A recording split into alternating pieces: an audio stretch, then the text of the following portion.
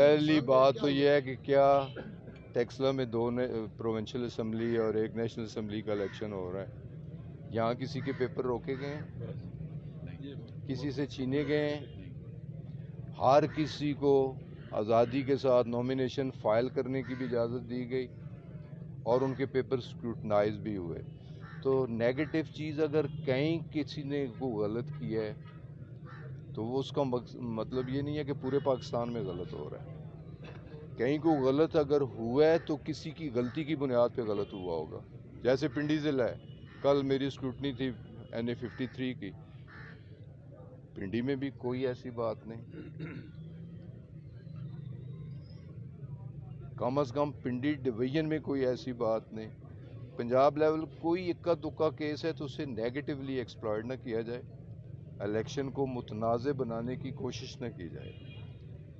Election کو credible ہونا چاہیے اور کریڈیبلٹی اسی طرح اسٹیبلش ہوگی کہ دیکھیں نا کتنے کینڈیڈیٹ 40+ کینڈیڈیٹس نومینیشن بھی ہوئے ہیں، کسی کو نومینیشن دائر کرنے پہ نہیں روکا گیا، کسی کے تجویز کنندہ تائید کنندہ کو اٹھایا نہیں گیا، کسی کو روکنے کی کوشش نہیں کی گئی، اور level play field election commission کی طرف سے بھی اور حکومت وقت کی طرف سے بھی تمام پارٹیز کو تمام امیدواروں کو مہیا کی گئی ہے۔ تو میرا خیال ہے چیزیں پازیٹیولی چل رہی ہیں اور پازیٹیولی چلنی چاہیے۔ خان صاحب، چودھری صاحب کا یہ بیان کہ کسی پارٹی کی دم پکڑ کر الیکشن جیتا نہیں جاتا، کس سینس میں دیکھتے ہیں؟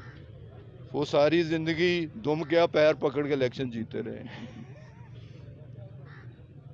ساری زندگی جتنے الیکشن لڑے ہیں پارٹیوں کے پاؤں پکڑ کے بھی اور اداروں کے پاؤں پکڑ کے بھی جیتے رہے۔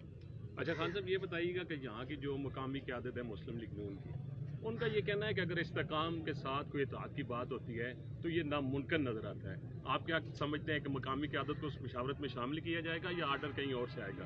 اور دوسرا، جیسا آپ بھی بات کر رہے ہیں کہ بہت سارے نوجوانوں نے اپنے کاغذات نامزدگی جمع کروائے ہیں، آپ کی سائڈ پہ بھی 2 نوجوان کھڑے ہیں، ان نوجوانوں کا مستقبل آپ کیا دیکھتے ہیں؟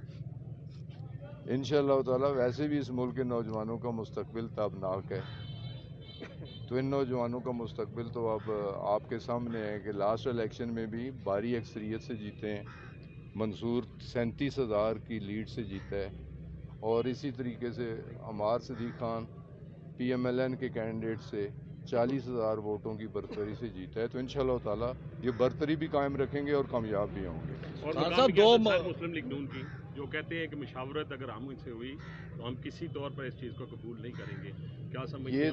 یہ تو ان تک ہے نا فیصلہ، ان کے ساتھ انہیں اس قابل بھی کچھ سمجھتا ہے کہ مشاورت کی جائے۔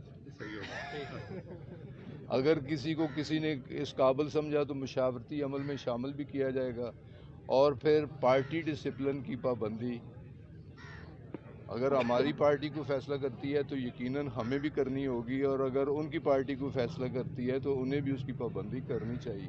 آپ کے جواب کو اشارہ سمجھے کہ کچھ ہوگا؟